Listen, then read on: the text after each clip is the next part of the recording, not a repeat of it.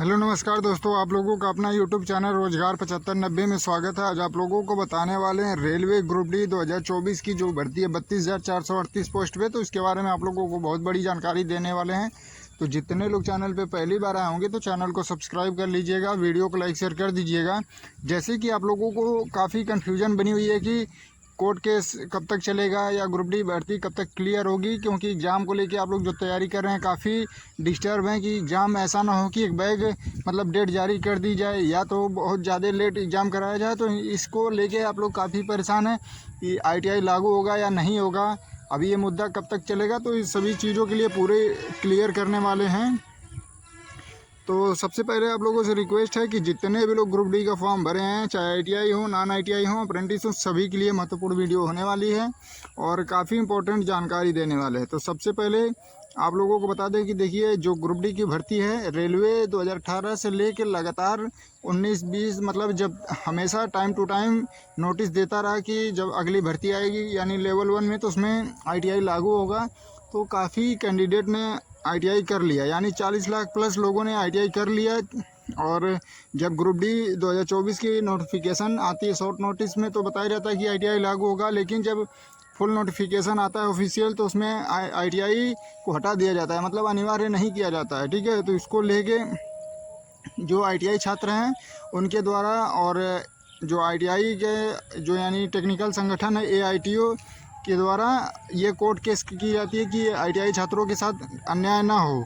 तो ये मामला पहले तो कोर्ट जो होता है वो कैट में होता है, CAT जो होता है, यानी किसी भी भर्ती प्रक्रिया को लेके बदलाव हो या इन सभी मुद्दों के लेके सुनवाई होती है, तो उसमें पहले ये मुद्दा चलता है और उसके बाद कैट के द्वारा इसको हाई कोर्ट दिल्ली में ट्रांसफ़र कर दिया जाता है और फिर दिल्ली हाई कोर्ट से दोबारा उसको ट्रांसफ़र कर दिया गया कैट में। तो इस तरीके से छात्रों में काफ़ी कन्फ्यूजन है कि इसी तरीके से देरी होती रही तो एग्ज़ाम कब तक होगा और एग्ज़ाम होगा भी या नहीं होगा, भर्ती तो रद्द नहीं होगी। सभी चीज़ों को लेके परेशान है। तो आपको बता दें, देखिए, और जो ITI छात्र हैं वो ये सोच रहे हैं कि ऐसा तो नहीं है कि कैट दोबारा से मतलब डायरेक्ट मना कर दे कि ITI लागू नहीं होगा, तो फिर हम लोग क्या करेंगे? फिर हम लोगों को तो काफ़ी दिक्कत होगी, क्योंकि 1,10,00,000 के लगभग फॉर्म पड़े हैं, तो फिर काफ़ी हाई कंपटीशन हो जाएगा। हम लोगों को ITI करने का कोई मतलब नहीं है, यानी जो भी पैसा हम लोगों ने खर्च किया, जो समय खर्च किया, उसका कोई बेनिफिट नहीं। तो बिल्कुल किसी को परेशान होने की ज़रूरत नहीं है, क्योंकि अगर मुद्दा सॉल्व हो जाता है 1 महीने यानी अगस्त महीने में तो ठीक है, अगर नहीं सॉल्व होता है तो इसके लिए अगर ITI छात्रों को न्याय नहीं मिलेगा, अगर ITI लागू नहीं होगा तो ये मामला जाने वाला है सुप्रीम कोर्ट, क्योंकि ऑल इंडिया जो मतलब तकनीकी संगठन है उसके द्वारा कहा गया है कि देखिए, किसी भी कीमत पे ये स्वीकार नहीं होगा, क्योंकि रेलवे ऑफिशियल नोटिस जारी करके बच्चों को ITI करवाती है फिर उसको बाहर कर देगी। तो इस तरीके से ये स्वीकार नहीं होगा, क्योंकि आप लोगों को पूरे संवैधानिक अधिकार है कि आप लोग अगर हाई कोर्ट के फैसले से या कैट के फैसले से अगर संतुष्ट नहीं है तो आप सुप्रीम कोर्ट जा सकते हैं। तो इसीलिए सुप्रीम कोर्ट जाना ये मुद्दा लग रहा है कि अगर मतलब चला जाएगा तो इस तरीके से काफ़ी लोगों का कन्फ्यूजन है कि सर इस तरीके से तो भर्ती पूरी तरीके से फंस जाएगी और भर्ती पता नहीं कब क्लियर होगी। तो इसलिए आप लोगों को बता दें, देखिए, जो भी मुद्दा है अभी अगस्त तक वेट कर लीजिए। जैसे सुनवाई हो जाती है कैट में, कैट का क्या रिजल्ट आता है, अगर ITI लागू हो जाएगा तो भर्ती जल्द से जल्द हो जाएगी और अक्टूबर में ही आपको एग्ज़ाम देखने को मिल सकता है। तो आप लोग अपनी तैयारी को मजबूती से रखें, इस तरीके से ना सोचें कि नहीं पेपर लेट होगा, भर्ती फंसी है या भर्ती रद्द होगी। इस तरीके से आप लोग सोच ना रखें, आप लोग अच्छे से तैयारी करें। जितने लोगों को ये कन्फ्यूजन बनी है, ITI हो, नॉन ITI हो, 10वीं 12वीं जो भी क्वालिफ़िकेशन आप हो, लेकिन ग्रुप डी में आप फॉर्म भरे हैं तो आपके लिए बहुत बड़ा मायने रखता है। तो आप लोग इन सभी चीज़ों को लेकर परेशान ना रहें। और जो मुद्दा है कोर्ट का, वो कोर्ट अपना समझेगा, लेकिन आपका मेन मुद्दा है तैयारी मजबूत करना। अगर तैयारी मजबूत है, आपको केवल और केवल क्वेश्चन का टारगेट करना है कि हमको 100 में से 75 क्वेश्चन करने, 80 क्वेश्चन करने, चाहे आज पेपर हो, चाहे 2 महीने बाद हो, चाहे 4 महीने बाद हो। अगर हमारा पेपर सही मतलब अच्छे से चला जाएगा, यानी अच्छे क्वेश्चन अटेम्प्ट कर लेंगे, तो चाहे 6 महीने बाद ही पेपर हो, चाहे 6 महीने बाद ही ज्वाइनिंग हो, उससे क्या दिक्कत है।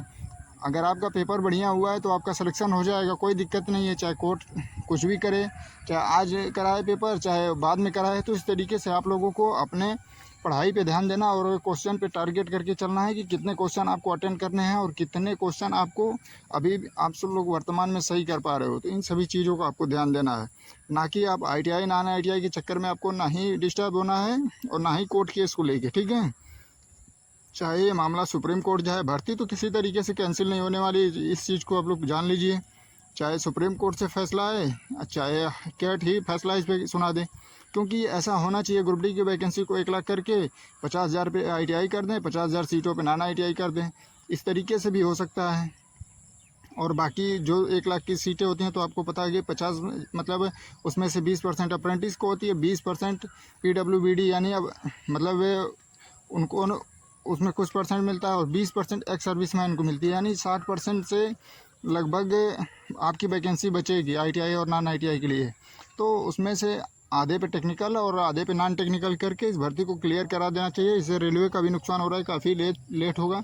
उस तरीके से जल्द उसको नए कर्मचारी मिल जाते और रेलवे काफ़ी प्रगति करता और सेफ्टी कैटेगरी भी अच्छी हो जाती, जिससे रेल दुर्घटनाएं कम होती। तो इन सभी चीज़ों को रेलवे को भी समझना चाहिए। अगर रेलवे अपने तरीके से इस मुद्दे को क्लियर कर देता तो किसी कोर्ट में जाने की कोई ज़रूरत नहीं है, क्योंकि ITI नॉन ITI मामला जल्द से जल्द सुलझा लिया जाता है, ठीक है।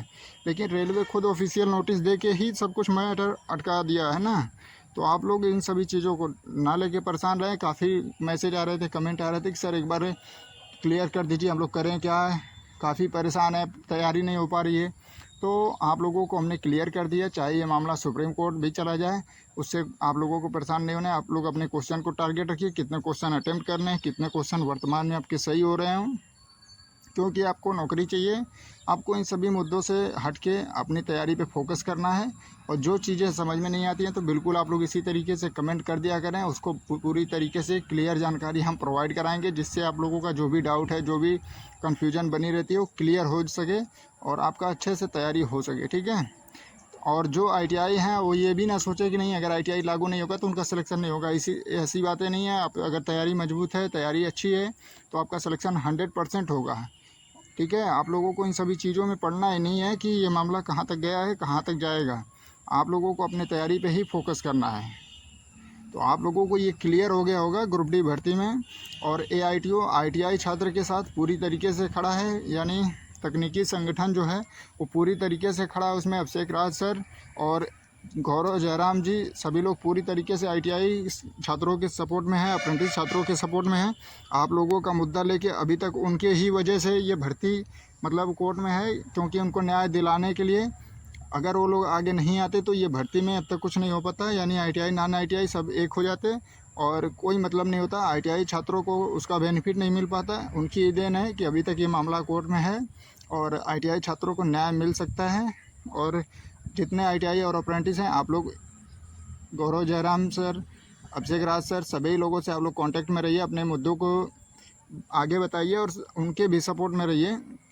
जो सपोर्ट मांगते हैं तो आप लोग भी भरपूर सपोर्ट करिए, क्योंकि आपके लिए अगर यहाँ तक कोई मतलब जा रहा है Supreme Court, high court, CAT तक, तो आप लोग भी सपोर्ट जब तक नहीं करेंगे तो फिर आगे प्रक्रिया कैसे होगी। तो आप लोग भी सपोर्ट करें और इस वीडियो को ज़्यादा से ज़्यादा शेयर करिएगा, ताकि ज़्यादा से ज़्यादा लोगों में ये जानकारी पहुँच सके। और जो लोग चैनल पर पहली बार आएंगे चैनल को सब्सक्राइब कर लीजिएगा। धन्यवाद।